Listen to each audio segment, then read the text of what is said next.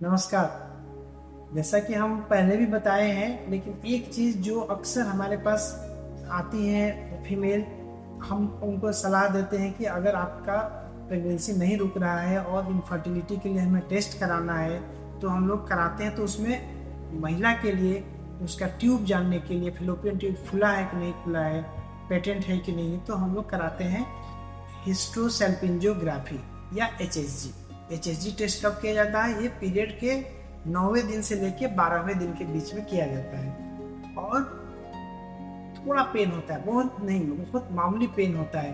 और स्पेशली अगर हम कुछ पेन किलर पहले से दे देते हैं तो ना के बराबर पेन होता है। लेकिन लोगों के अंदर बहुत ही भ्रांतियाँ है कि बहुत पेन होता है और वो इस भय के मारे इस टेस्ट को कराते ही नहीं है और हम लोग के ट्रीटमेंट देने में मुश्किल होता है। फिर इसका दूसरा टेस्ट होता है लेप्रोस्कोपी, होता है, बहुत कॉस्टली होता है। उसमें आपको पेट पे थोड़ा चीरा भी लगता है। तो हमारा ये बताना है कि इसमें पेन नहीं होता है।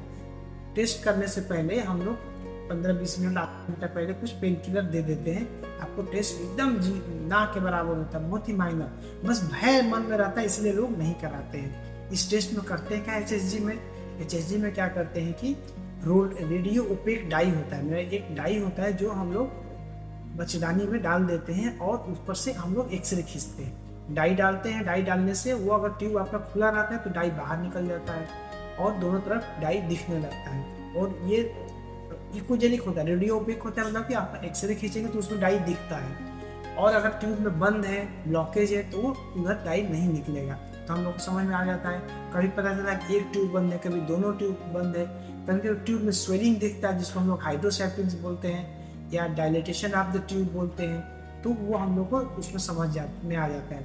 दूसरा, कभी यूट्राइन कैविटी के अंदर कोई पॉलिप है या कोई फाइब्रॉयड है तो उसमें वो भी दिख जाता है कि कोई ऐसा स्पेस ऑक्यूपाइंग रीजन है। तो हम लोग को उसके कैविटी के बारे में, कैविटी कैसी है, ये पता चल जाता है। तो एचएसजी हिस्ट्रोसैल्पिंजियोग्राफी एक बहुत ही अच्छा टेस्ट है, सस्ता टेस्ट होता है। पीरियड के 9वें दिन से 12वें दिन के बीच में कभी भी करा सकते हैं। और पेन ना कर, ऐसा नहीं कि एकदम जीरो है, लेकिन बहुत कम होता है। और हम लोग दर्द का दवा देंगे तो बिल्कुल भी नहीं होता है।